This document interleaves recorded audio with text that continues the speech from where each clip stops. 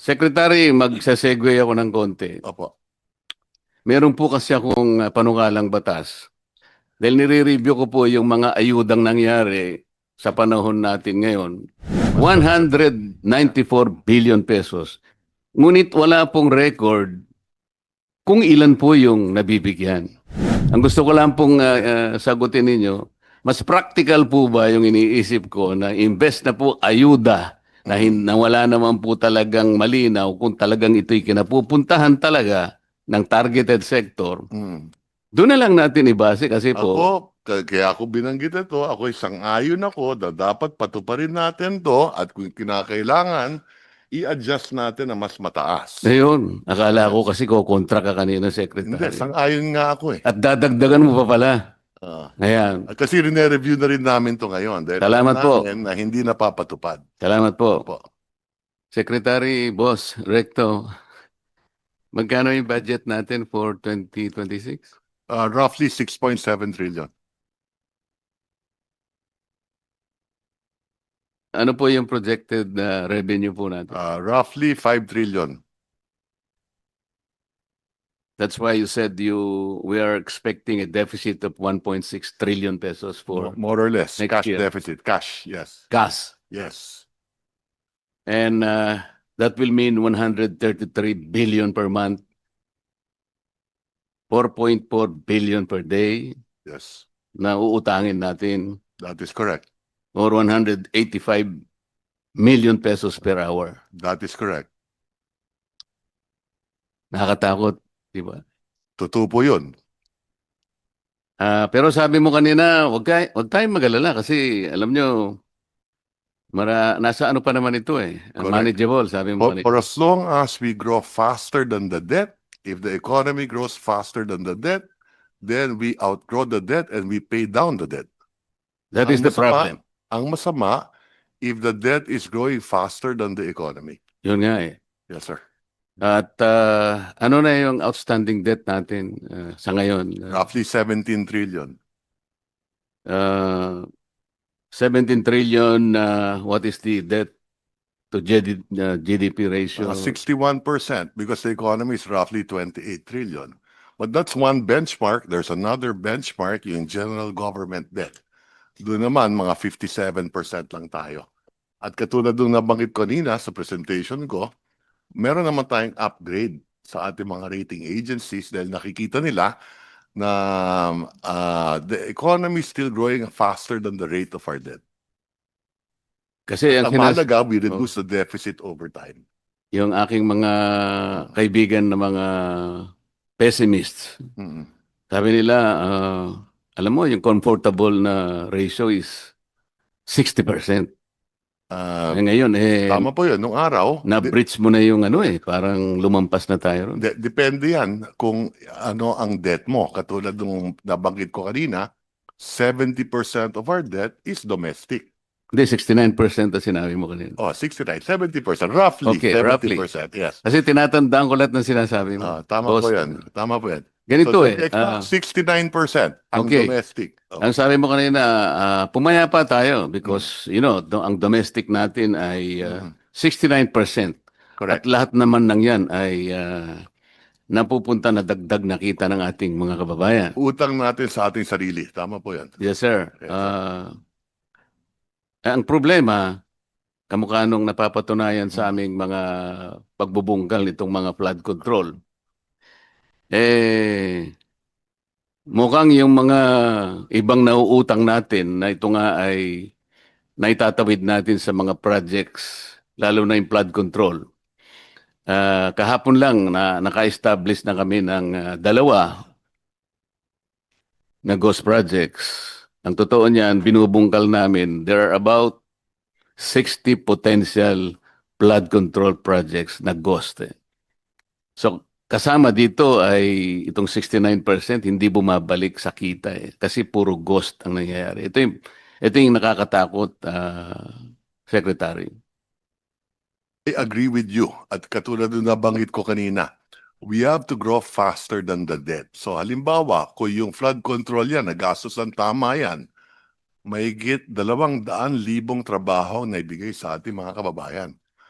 at siguro yung ekonomiya natin hindi lang lumago ng 5.7% o 5.9% in the last 3 years on the average, kung hindi masigit pa.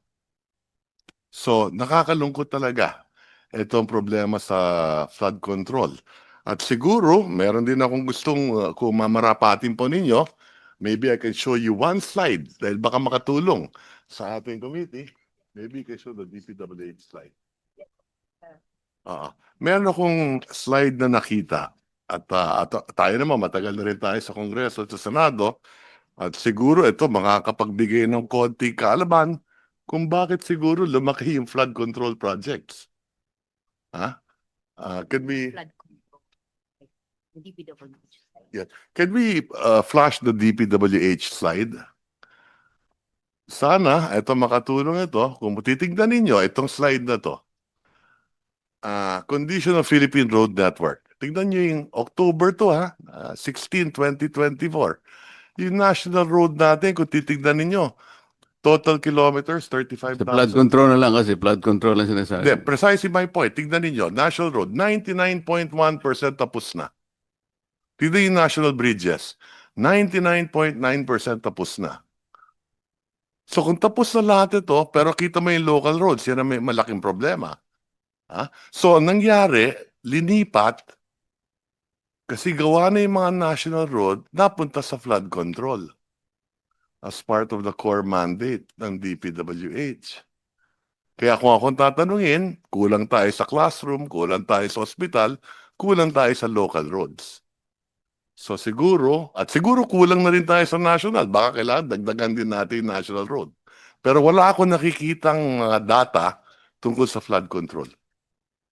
Opo. Salamat po sa karagdagang karunungan, Secretary. Salamat po. Babalikan po natin yan kasi Opo. pagdating na ng pagtatanong ko kay Secretary ng TBM, madadaanan natin yan. Opo. Yun pong 6.7 trillion na budget, ilang porsyento po yun ng ating projected GDP? About 22.5%. Yeah. Roughly, 7.5. Thereabouts, no? Can I see it? Ito yung disbursement. 22%? 22%. Where is it? Oh, this is 21.5? the disbursement, 22%. Yeah. That's 22%. Yes. Yeah, the disbursement is 21.5. And what is our projected GDP? About 30 trillion. 30, 30 trillion, more or less, yes. So we need to grow by how much in order to Okay. achieve this? If the deficit will grow by 5.5% this year and the economy grows by, in real terms, by 5.5%, then equal lang. If the But we need to overtake, That's correct. kasi dapat mas mabilis ang growth Correct. natin sa economy. So Correct. what should be the growth? So, Ideally. halimbawa, correct. So today, we expect the economy nominally to grow roughly about 7.5% to 8%, nominally including inflation, and the debt will increase by about 5.5%. Another way of looking at it, halimbawa, if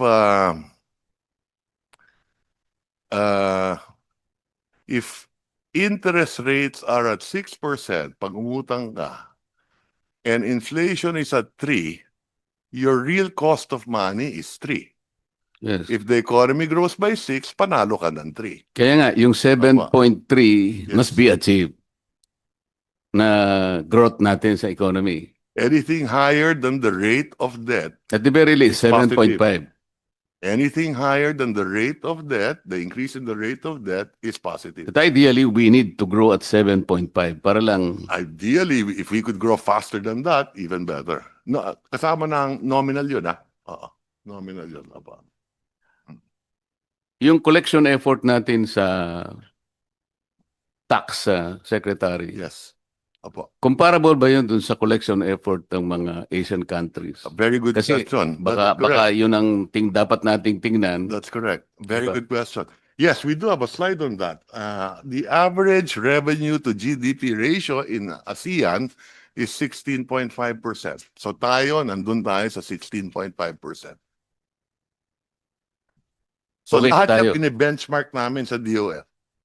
tinitingnan natin yung mga international best practices at dito sa ASEAN, yung benchmark dyan, yung revenue to GDP, roughly 16.5, nandun tayo. Ang ASEAN average is 16.4.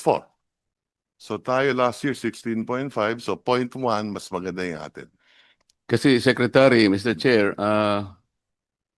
nung binabalikan ko yung ating nakaraang kasaysayan, 1965 for example, Mm-mm. ah, 1 year old pa lang ako nun. wala ka pa siguro noon. 1 year old, 1 year old. Si Chairman wala pa eh. Uh, Ah, per capita GDP, we're number 2 in Asia. that's correct. Pagkatapos tinitingnan ko Sunod yung... sa Japan. Ha? Sunod sa Japan. Sunod tayo sa Japan. Tama. Pagkatapos talagang may iyak ka, malulungkot ka, bakit Mm. paunti-unti tayong bumababa? Hanggang sa ma-overtake na tayo ng Brunei, na-overtake na tayo ng Singapore. Dahan-dahan, ngunit consistently, na-overtake tayo per capita GDP. Mm. Nakakaiyak talaga, na-overtake na tayo ng Malaysia, na-overtake tayo ng Thailand, and then Indonesia. Tama po yun. Nakakalungkot talaga. And officially, last month, we were overtaken by Vietnam. Tama po? Size of the economy, I think mas malaki pa rin ang Pilipinas ng konti. Yes, but But trajectorily, I am think talking that- about per capita GDP. Yeah, that's possibly. Officially, Yeah, that's correct, yes. Na-overtake na po tayo. Huwag na po sana tayong papayag na ma-overtake pa tayo ng Myanmar, Opo. Cambodia, o kaya Timor-Leste. Ah. Baka maiyak na po tayong lahat, Secretary. And that's why we gotta get our act together, both the executive and Congress. Yun nga po eh. Yes. Secretary, magsasegue ako ng konti. Opo.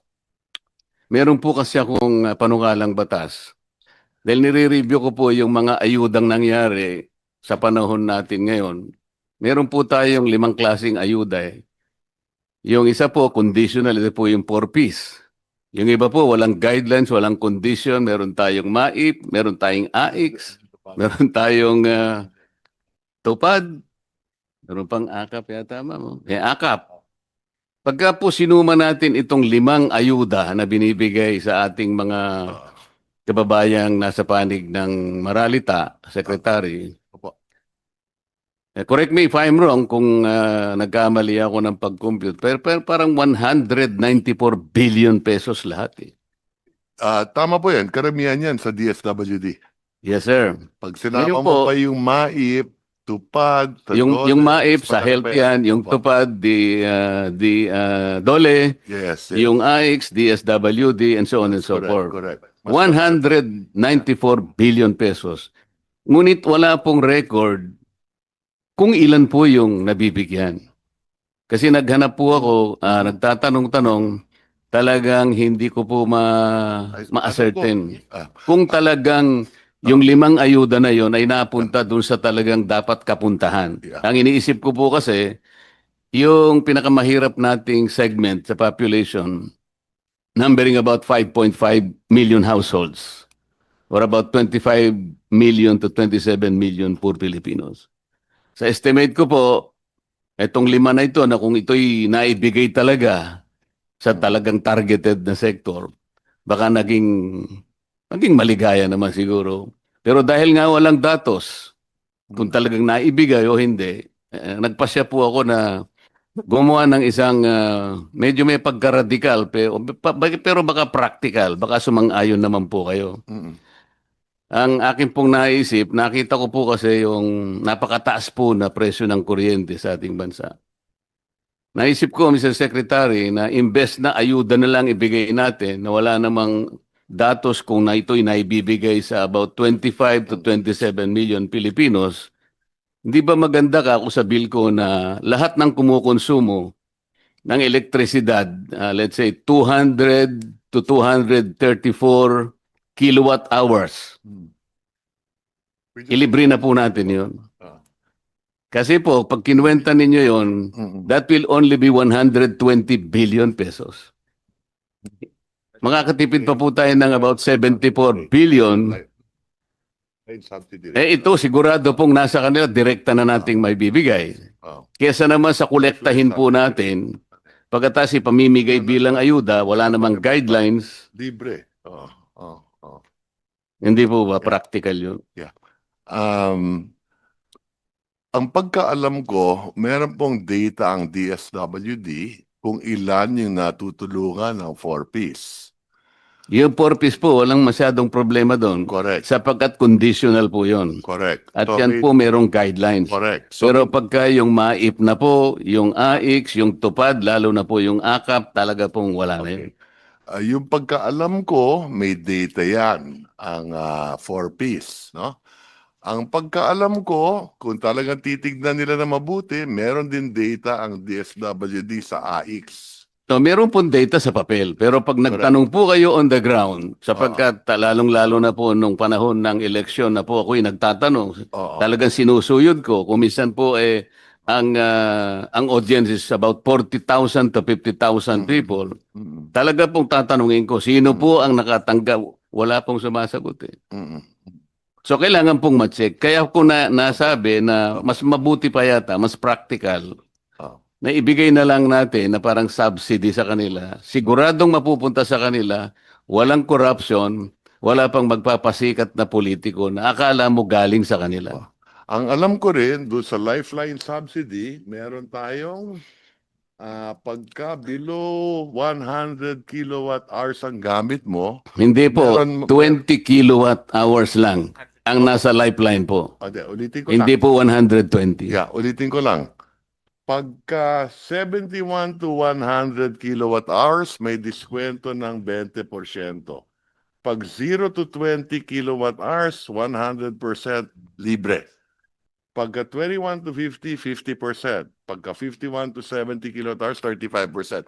Kabisado ko po yung secretary, laderize po yan. Katapos-tapusan po, ang lifeline, Yes. 20 kilowatt hours. That's Parang ang isang bahay nagsindi ng ilaw isang araw, yung 29 days, hindi na siya Pero gagamit. ang pagkaalam ko dito, hindi napapatupad to. Hindi nga po. Kaya nga, ang gusto ko lang pong sagutin ninyo, mas practical po ba yung iniisip ko na imbes na po ayuda na wala naman po talagang malinaw kung talagang ito'y kinapupuntahan talaga ng targeted sector, Mm. doon na lang natin ibase kasi po, Kaya ako binanggit ito, ako sang-ayon ako na dapat patuparin natin to at kung kinakailangan, i-adjust natin na mas mataas. ayun, akala ko kasi kontra ka kanina, Hindi, Secretary. sang-ayon nga ako eh. At dadagdagan mo pa pala. Ah. Ayan. At kasi rine-review na rin namin to ngayon. Dahil Salamat alam po. namin na hindi napapatupad. Salamat po. Opo. Ngayon, kay Secretary Pangandaman, I miss you yesterday. Kasi ikaw ang inihintay ko eh. Kaya lang nandito po kayo, kaya Pero sino po nandun po, sir? pinatawad ko na kayo. Si Mr. Toledo nandun eh. Oo. Pero kagaya po ng tinatanong ng mga kasama ko, tama lahat yun eh. Kasi po ang una kong initial na datos na hiningi ko sa inyo, yung diferensya ng NEP at saka nung GAA, talaga pong napakalaki ng diferensya. Ang itatanong ko na lang sa inyo, ba't basta kayo pumapayag ba? Kasi nung ibigay po ninyo yung mga NEP ceilings po, for example, DPWH na lang, may target po kayo eh. Kasi katulad po nitong 6.7 trillion, hindi naman po ito mare-record ng ganitong-ganito nang hindi pinag-usapan. May interagency po kayo eh. Sa mga kapatid, may mga parameters po dito. Maaring ito pong 6.7 trillion na to talagang nakaakma doon sa mga directions na gusto natin gawin. Halimbawa, dito sa 6.7 trillion na to, sabi ni Secretary Balisagan, we will be able to liberate at least 800,000 poor people this year. Kunwari, ganun po ano. Ngayon, madi-displace, ma-upset ngayon yung ano sapagkat kumuha ang program, kumuha sa ganito. Tama naman po yung mga nauna kong kasamang nagtanong. Kailangan may vetting procedure. Do not accept this parang submissions ng isang agency, parang gospel truth. Sayang po eh. Nawawalan lang ng katuturan. Lahat po ng ating directions, lahat po ng targeted natin, mga economic indicators, papunta nga po sa gusto natin, we need to grow at 7.5%, sabi natin. para lang malampasan natin yung deficit natin, yung utang natin, maunahan natin, makapagpundar tayo ng mas maraming pangkabuhayan para kahit nangungutang tayo, natatakpan nating lahat. Lahat po ng ito na upset, nasisira because bigla na lang isisingit si ganito. Isipin mo, isang congressman, malalaman niya, paano niya ma-access yung program? Hindi naman niya kayang gawin yun. Yun po yung aming mga gusto lamang sanang makitang reforma sa ano natin. Kaya ako po ganun na nagsimula ako sa paghingi noon. Gusto naming makita, sino-sino po ba yung mga makakapangyarihang mga tao na yun na sila lamang ang may karapatang bumulong para, ibahin mo yan. Bakit po sa Congress? Nagtagal po ako ron eh. Pagkatapos naming magdebate ng 3 buwan, parang formalidad na lang, Mr. Chair. Di may mga adjustment na, ano po, bago isubmit bago maging HGAB. Magkikreate sila ng small committee. 3 lang sila. Hindi na namin alam po. Sana ma'am, nandun ka pa. Huwag kang pumayag habang nag-uusap sila. Nakabantay ka ro. Hindi nyo pwedeng gawin naman yan. Sobra naman yan. Parang ginagawa naman ninyo akong kengkoy dito. Ito yung ginawa namin because we're supposed to target all this. Meron kaming mandato sa ating 3 tao lang kayo, iibahin ninyo, i-reconfigure nyo lahat ito. Hindi ba ma'am yun ang Kung pwede lang po, Ay, sana. papwedeihin natin. Hindi Sige po. pwedeng gano'n. Bakit di ba natin pwedeng gano'n? Nakabantay ka lang doon. Halimbawa, nag-BICAM. Nakabantay ka sa BICAM. Hindi ka naman magpa-participate pero tinitingnan mo sila. Hindi ba? Point, Ken, Hindi Senator. papapasukin. Si chairman, siguradong papapasukin ka. Sige po. Basta po, papuntayin niyo po ako po. I will attend po, Mr. Chair. Salamat po. Secretary Balisagan, in-improve mo yung food, anong tawag mo ron? Poverty threshold, Hindi, yung sa pagkain sabi mo. food threshold. From 11 something thousand, naging ginawa mong 13,873, di ba? Hanggang sa 2023 lang ho yan. That will still be adjusted upward to account for inflation. Since So itong estimate mo is only good for 20 hanggang 2023. Ito yung kasi yung currently adjusted. 25 na tayo. Bakit, nga ho. bakit ang binibigay mong dated 2 years ago? I-adjust pa nga namin ito to account for inflation. Kaya it will be higher than the 13,873. So just as to Yun po yung gusto kong Paris. itanong sa inyo, yung 13,873. Ano po to? Deflated na to o hindi? Inflated na hindi. It at pesos in 2023 ho kasi yung last number natin was 2023 kaya yung old number Ano na yung base year nyo? 2023 ho. 2023.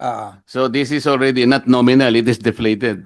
Well, yeah, that's why we want to adjust that for Yun nga, 2025. even if we hold this as correct, Yeah. bali 462 pesos per day. Ito yung pagkain po ng isang pamilya.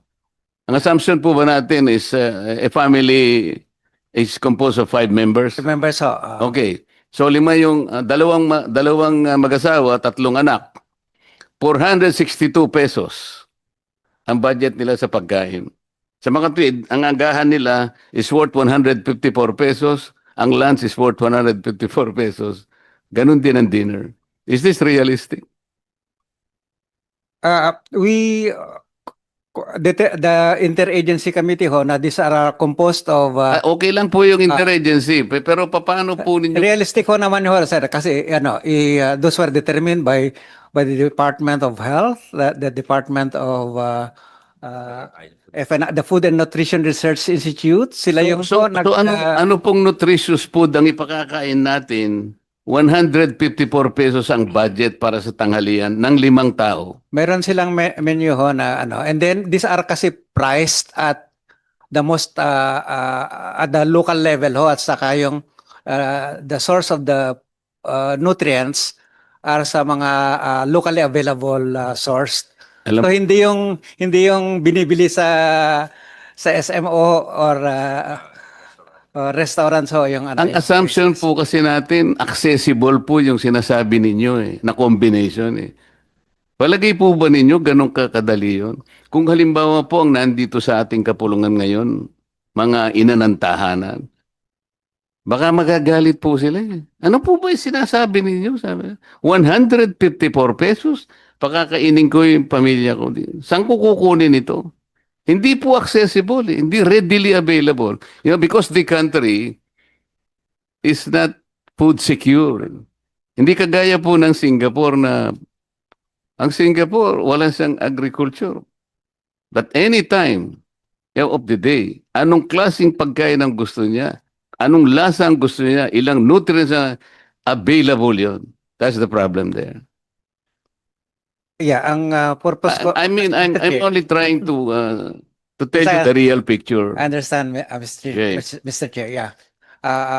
The purpose here kasi ho is not really to estimate a decent standard of living or which depends on, of course, the lifestyles and preferences of households.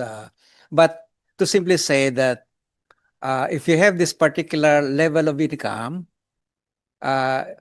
you are not likely to fall that below that level of standard of living na sa mababa. Yes, we understand the Secretary. The problem is that assumption is so general na hindi po mag-fit talaga. Kaya siguro aralin po Yeah. nating mabuti. Ang basahan naman natin, Mr. Chair, sa mga international practice, hindi naman itong exercise na ginawa natin sa atin. Yes. Over time kasi, ang Mr. practice Chair, may naman ho, time pa ako? Wala na po. Wala na. Pero thank you. Yeah, go Isa ahead. na lang, Mr. Chair. Sige po. Sa 2026 po, Secretary, ang LGUs po ay magkakaroon ng 1.35 trillion share po sa kanilang, yung NATA po, hindi ba? This is about 13% increase. Tama po, ano? Ang problema po nito, parang sa papel, masayang-masaya po yung Kaya lang kung di po ako nagkakamali, merong executive order, I don't know, parang 130 na para ma-avail ng LGU po yung additional na NATA. Dati IRA sa kanila yon. They have to comply with total devolution. Kung halimbawa, kamukha ng Valenzuela, sasabihin ni Mayor West, hindi ko na tatanggapin ng konting barang idadagdag mo sa akin if I need to be. Isipin nyo sa iba pong mga barangay na malilito, kaya munisipyo. For example, even a communal irrigation, siya na. O ikaw na kanya mag-finance ng ospital mo, total, meron ka naman. Tatanggihan po nila yon kasi mas lalo po silang mahihirapan kung madidibold. Sana merong transition. Capacitate them first. Let's say 2 or 3 years or even 5 years. Ngayon, pag okay ka na, boss devolve ka na. Ikaw na dito. Baka po mangyari, di ba, Madam DBM? Thank you. Tama po, Mr. Chair, meron pong transition plan na base po yun sa pag-aaral ng NEDA po ni Secretary R.C. Balisacan. Na-present na rin po niya yung result. Kinakailangan po ng transition plan at saka yung capacity building sa ating mga local government units at karagdagang support po doon sa mga lagging, yung talagang hindi po kaya ng full devolution. Hinihintay lang po natin yung executive amendment dun sa executive order na nabanggit niyo po kanina para magkaroon po tayong transition, Mr. Chair. Sige, salamat po. At saka sa susunod naming hearing, sana po nandun na kayo.